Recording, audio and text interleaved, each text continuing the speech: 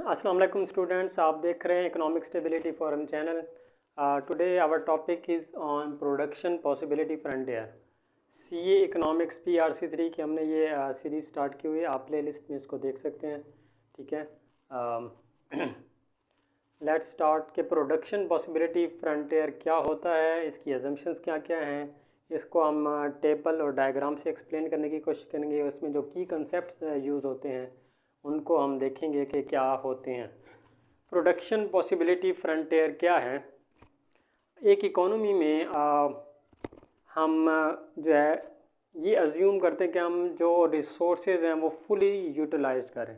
हमारे जितने भी रिसोर्सेज हैं, यहाँ पर अब हम रिसोर्सेज की जो बात कर रहे हैं, रिसोर्सेज का मतलब हमारे वो रिसोर्सेज हैं जो हमने पढ़े थे फैक्टर्स ऑफ प्रोडक्शन में। ठीक है, क्योंकि हम प्रोडक्शन की बात करें तो हमारे जो रिसोर्सेज हैं वो कौन से हैं? Land, labour, capital and organisation. ठीक है, जो चार हमारे मेजर रिसोर्सेज हैं जिनको कंबाइन करके हम क्या करते हैं, कोई ना कोई चीज़ प्रोड्यूस करते हैं। Land, labour, capital and organisation. तो ये 4 फैक्टर्स हों तो हम क्या करते हैं, कोई ना कोई चीज़ प्रोड्यूस करते हैं। तो ये हमारे रिसोर्सेज हैं जो प्रोडक्शन में यूज़ होते हैं। ठीक है, तो प्रोडक्शन पॉसिबिलिटी फ्रंटियर जो हम कह रहे हैं इसको हम प्रोडक्शन पॉसिबिलिटी कर्व भी कहते हैं। Production possibility curve. ठीक है, तो प्रोडक्शन पॉसिबिलिटी कर्व या प्रोडक्शन पॉसिबिलिटी फ्रंटियर क्या होता है कि जिसमें हम अपने तमाम रिसोर्सेज को यूज़ करते हुए ये देखते हैं कि हम कितनी प्रोडक्शन बढ़ा सकते हैं। तमाम रिसोर्सेज को फुली यूटिलाइज करके, एफिशिएंटली यूटिलाइज करके हम ये देखते हैं कि हम कितनी प्रोडक्शन अपनी कर सकते हैं। ठीक है, तो इसकी डेफिनेशन की तरफ आते हैं। सबसे पहले production possibility frontier shows a basket of goods, कि वो basket of goods that can be produce. ठीक है, बास्केट ऑफ गुड्स यानी कितनी गुड्स हम प्रोड्यूस कर सकते हैं, उनका वॉल्यूम कितना होगा। ठीक है, जिनको हम प्रोड्यूस कर सकते हैं। When all scarce resources of economy used efficiently, जब हमारे जितने भी रिसोर्सेज हैं इकोनॉमी के जो कि स्कार्स हैं यानी कि लिमिटेड हैं। ठीक है, जिन्होंने पहले हमारी वीडियोस नहीं देखी, स्कार्स का मतलब लिमिटेड या महदूद, हमारे कम जो रिसोर्सेज हैं उनको इस तरीके से इस्तेमाल करें कि एफिशिएंटली। ठीक है, एफिशिएंटली का मतलब है कि कम से कम कास्ट में हम ज़्यादा से ज़्यादा आउटपुट लें उनसे। ठीक है, रिसोर्सेज को हम अच्छे तरीके से इस्तेमाल करें, उन पर हमारी कॉस्ट कम आए और उससे आउटपुट ज़्यादा आए। ठीक है, तो रिसोर्सेज को बेहतर तरीके से एफिशिएंटली यूज़ करते हुए हम कितनी गुड्स प्रोड्यूस कर सकते हैं। ठीक है, कितनी बास्केट ऑफ गुड्स हम प्रोड्यूस कर सकते हैं। अगर हम अपने रिसोर्सेज को यूज़ करें तो हम कितनी गुड्स प्रोड्यूस कर सकते हैं। That is what production possibility frontier. ठीक है,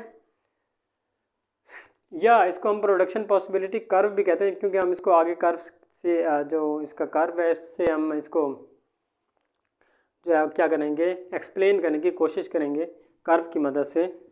अब इसकी ये एक थ्योरी है। ठीक है, तो लिहाजा इसकी क्या कुछ अजम्पशंस वगैरह हैं। सबसे पहले ये जो थ्योरी है प्रोडक्शन पॉसिबिलिटी फ्रंटियर की, इसमें हम क्या एज्यूम करते हैं, 2 गुड्स मॉडल। ठीक है, आपकी टेक्स्ट बुक जो PRC3 की टेक्स्ट बुक है उसमें ये पॉइंट आई थिंक 3rd या 4th नंबर पे है। ठीक है, तो मैं इसको 1st नंबर पे ले आऊँगी। ये बहुत ही इंपॉर्टेंट अजम्पशन है आपकी। 2 गुड्स मॉडल, एक ऐसा मॉडल जिसमें आपके पास 2 ही प्रोडक्ट हैं। ठीक है, यानी हमारी इकोनॉमी सिर्फ 2 गुड्स ही प्रोड्यूस कर रही है। ठीक है, जैसे अभी हम आगे एग्जाम्पल में देखेंगे कोई भी गुड्स। ठीक है, हालांकि हमारी इकोनॉमी में तो लातादाद अशिया पैदा हो रही हैं, मिलियंस ऑफ प्रोडक्ट्स बनाई जा रही हैं, लेकिन उनमें से हम सिर्फ 2 गुड्स को प्रोड्यूस करके या सिर्फ 2 गुड्स के ऊपर हम एनालिसिस कर रहे हैं कि वो कितनी प्रोड्यूस होंगी।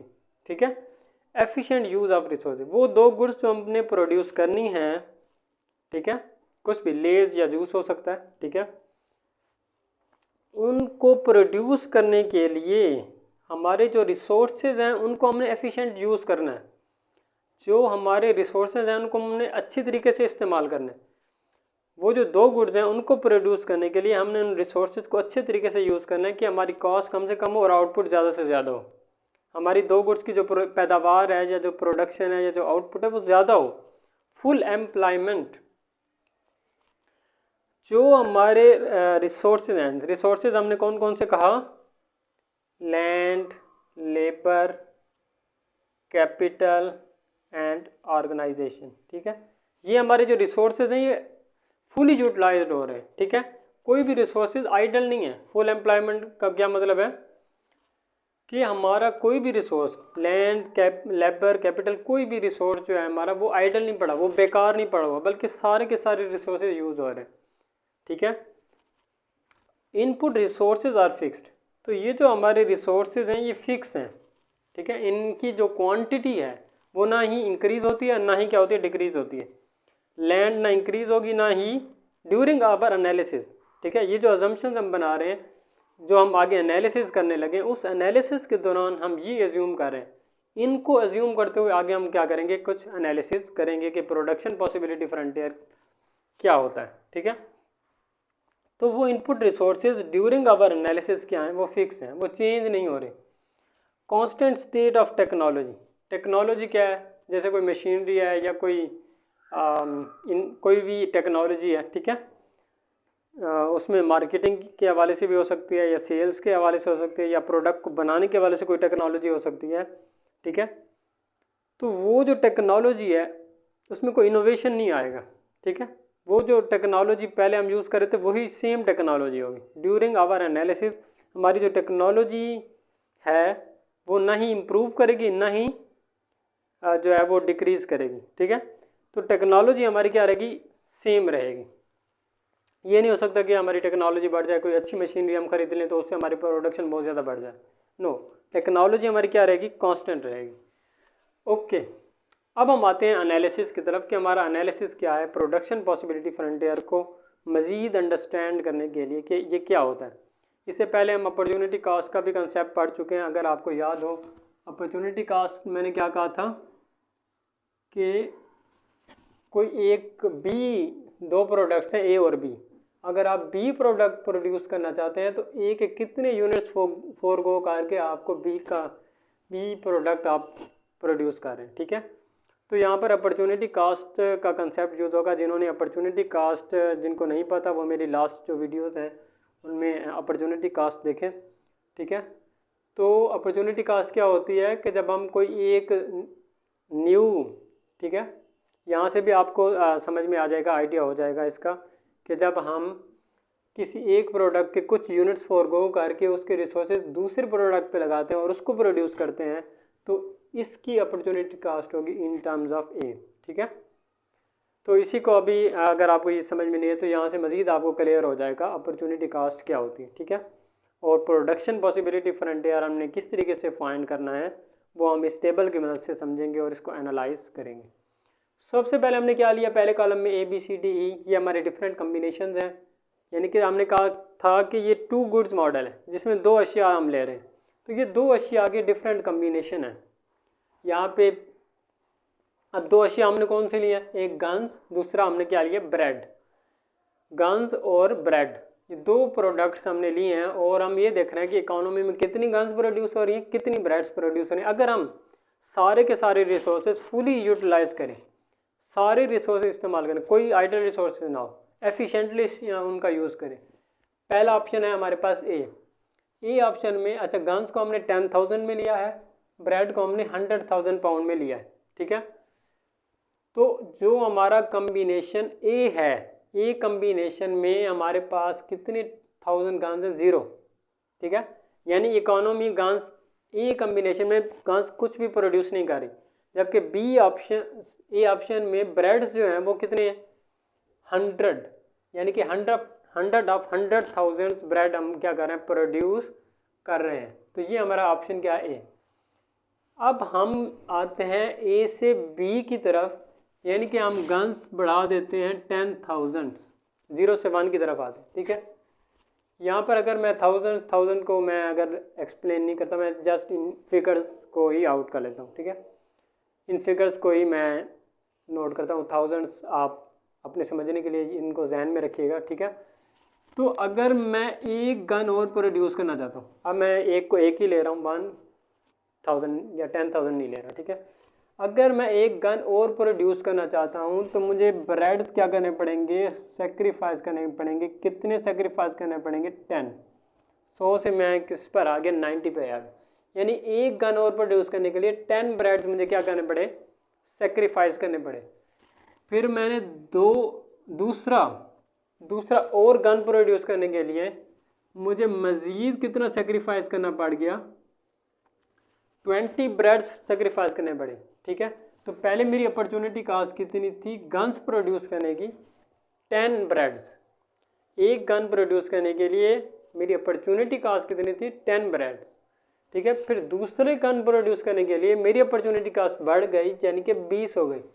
फिर तीसरा प्रोड्यूस करने के लिए 70 माइनस 40 यानी कि 30 मुझे क्या करने पड़े, 30 ब्रेड्स को मुझे पीछे करना पड़ गया, प्रोडक्शन कम करनी पड़ी ब्रेड्स की, और वो जो रिसोर्सेज जो मैं ब्रेड्स प्रोड्यूस करने में लगा रहा था वो अब मैं किस पे लगाऊंगा, गन्स प्रोड्यूस करने में लगाऊंगा। ठीक है, तो तीसरा गन मैं प्रोड्यूस करूंगा। अब मैं चाहता हूं कि चौथा गन मैं प्रोड्यूस करूं, तो मुझे मज़ीद ब्रेड्स को सेक्रीफाइस करना पड़ेगा, दैट इज़ व्हाट 40 ब्रेड्स मुझे क्या करने पड़ेंगे, फोरगो करके मुझे चौथा गन प्रोड्यूस करना होगा। तो एक चीज़ मैं बढ़ा रहा हूँ, दूसरी चीज़ मैं क्या कर रहा हूँ, कम कर रहा हूँ। ठीक है, तो this is what trade off, जो पहला हमारा की पॉइंट है कि ट्रेड ऑफ होता है। ट्रेड ऑफ होता है मतलब कि एक चीज़ हमारी बढ़ रही है, दूसरी चीज़ क्या होती जा रही है, कम होती जा रही है। गन्स हम बढ़ाते चले जा रहे हैं और ब्रेड्स हम क्या करते जा रहे हैं, कम करते चले जा रहे हैं। हमें पहले हम गन्स कितनी प्रोड्यूस कर, 0 कर रहे थे, फिर हम 1 पर आ गए। ठीक है, so there are different combination, लेकिन इन सब पर जितने भी कम्बिनेशन है, हर कम्बिनेशन पर हमारे जो रिसोर्सेज हैं वो फुली यूटिलाइज हो रहे हैं। ठीक है, और हमें यह भी पता है कि एक चीज़ बढ़ रही है और दूसरी चीज़ क्या हो रही है, कम हो रही है। ठीक है, तो पहली बात यहाँ पे जो हमारा की पॉइंट है, ट्रेड ऑफ मौजूद है कि एक चीज़ के बदले में हम दूसरी चीज़ हासिल कर रहे हैं। ठीक है, ब्रेड्स के बदले में हम गन्स प्रोड्यूस कर रहे हैं, तो ट्रेड ऑफ मौजूद है यहाँ पे। ठीक है, दूसरी चीज़ है चॉइसेस। इकोनॉमी को ये सोचना होगा, ये डिसीजन लेना होगा इकोनॉमी को कि वो ए प्रोड्यूस करना चाहती है, बी प्रोड्यूस करना चाहती है, कौन सा कम्बिनेशन लेना चाहती है। क्या आपके लिए बी प्रेफर है, क्या आपके लिए सी प्रेफर है, क्या आपके लिए डी प्रेफर है, कितनी आप गन्स चाहते हैं, कितने ब्रेड्स आप चाहते हैं। ठीक है, तो ये इकोनॉमी को डिसाइड करना होगा कि वो कौन सा कम्बिनेशन चूज़ करती है। उसके बाद एफिशिएंट एंड इनएफिशिएंट यूज़, अभी हम इनको देखते हैं। पहले हम आते हैं डायग्राम की तरफ। इसी टेबल से हम डायग्राम बनाएंगे। वाई एक्सेस पर हमने ले लिया ब्रेड, एक्स एक्सेस पे हमने क्या ले लिया, गन्स। ठीक है, गन्स हमारे पास 10,000 हैं, ब्रेड्स 100 ऑफ थाउजेंड्स हैं। ठीक है, ए पॉइंट पे हम बिल्कुल भी गन्स प्रोड्यूस नहीं करें, जबकि ए पॉइंट पे ब्रेड्स हम बहुत ज़्यादा प्रोड्यूस करें, लेट 100। ठीक है, और हम गन्स कितनी, 0 प्रोड्यूस करें। बी पॉइंट पे हम 90 ब्रेड्स, जबकि 1 क्या कर रहे हैं, हम गन्स प्रोड्यूस कर रहे हैं। सी पॉइंट पे हम 70 एंड 2, 40 एंड 3। ठीक है, यहाँ पे 0 एंड 4। ठीक है, तो इस तरह से कुछ कम्बिनेशन हमारा बन रहा है। ठीक है, कि यहाँ पे 100 ब्रेड्स प्रोड्यूस कर रहे थे, यहाँ पे 90, फिर 70, फिर 40 और यहाँ पे 0। ठीक है, तो इस तरीके से हमारी जो ब्रेड्स और गन्स के दरमियान आपस में एक रिलेशनशिप है, और ये जितने भी हमारे कम्बिनेशन हैं ये एफिशिएंट कम्बिनेशन है। ये एफिशिएंट कम्बिनेशन क्यों है, ठीक है, ये एफिशिएंट कम्बिनेशन इसलिए हैं क्योंकि हम अपने रिसोर्सेज को अच्छे तरीके से इस्तेमाल करें, due to our these assumptions. ठीक है, कि हम अपने रिसोर्सेज को बहुत ही अच्छे तरीके से यूज़ कर रहे हैं, और कोई भी रिसोर्सेज हमारा बेकार नहीं है, सारे के सारे यूज़ हो रहे हैं, और इनपुट रिसोर्सेज हमारे फिक्स हैं। ठीक है, और टेक्नोलॉजी में भी कोई चेंज नहीं आ रहा, तो हम अपने रिसोर्सेज को इंतहाई एफिशिएंटली यूज़ करते हुए ये कम्बिनेशन हम ले रहे हैं। तो ये हमारा जो है वो क्या होगा, प्रोडक्शन पॉसिबिलिटी फ्रंटियर, यानी कि हम फुली अपने रिसोर्सेज को यूटिलाइज करते हुए ये गुड्स प्रोड्यूस कर रहे हैं। तो ये हमारे पास क्या है, प्रोडक्शन पॉसिबिलिटी फ्रंटियर कर्व आ गया। अब यहाँ पे क्या है कि अगर प्रोडक्शन पॉसिबिलिटी फ्रंटियर से कोई पॉइंट नीचे होगा तो वो क्या होगा, इनएफिशिएंट होगा, क्योंकि यहाँ पर मेरे रिसोर्सेज फुली यूटिलाइज नहीं हो रहे, तो ये इनएफिशिएंट पॉइंट है क्योंकि यहाँ पे रिसोर्सेज फुली यूटिलाइज नहीं। और ये पॉइंट क्या है, अनअटेनेबल है।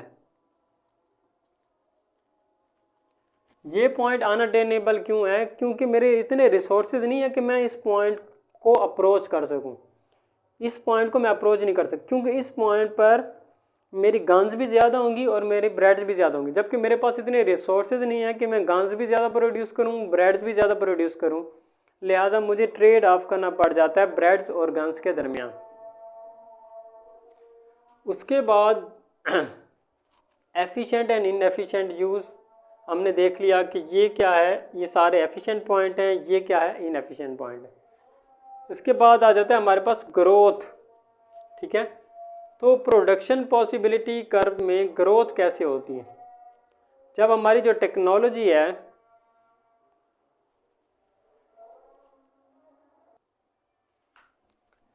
तो हमारा जो तीसरा पॉइंट है एफिशिएंट एंड इनएफिशिएंट यूज़, तो ये जो पॉइंट है ये क्या है, इनएफिशिएंट पॉइंट है, क्योंकि हमारे जो रिसोर्सेज हैं यहाँ पे फुली यूटिलाइज नहीं हो रहे।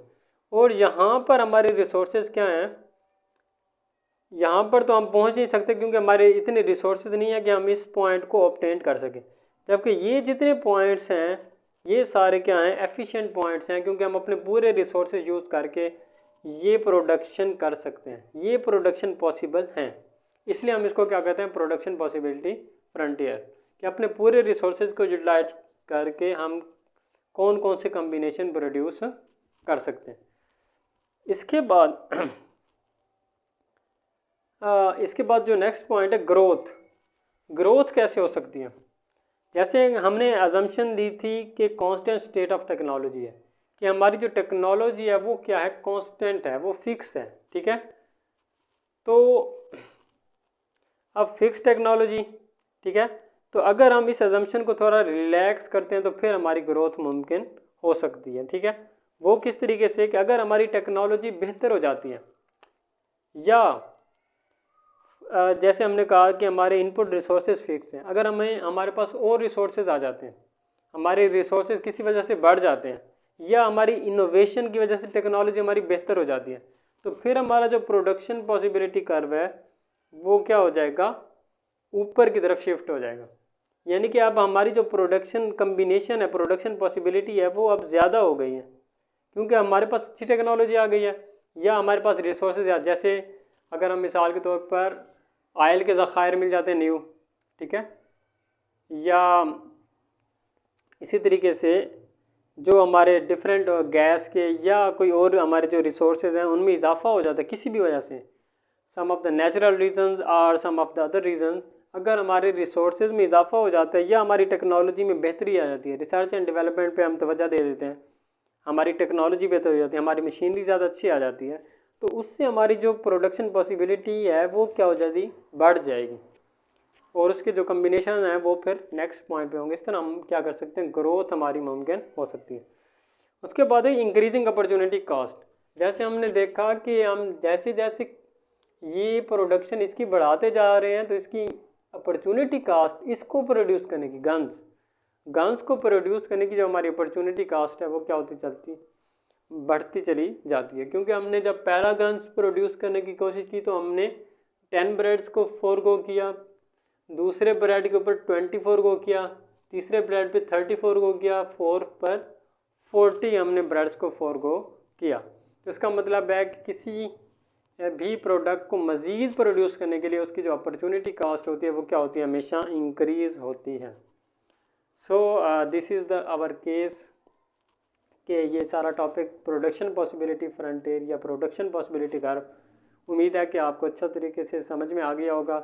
इसमें कोई भी अगर आपके क्वेश्चन वगैरह हैं तो कमेंट में कीजिएगा, और इकोनॉमिक स्टेबिलिटी फोरम चैनल को लाइक एंड सब्सक्राइब करें।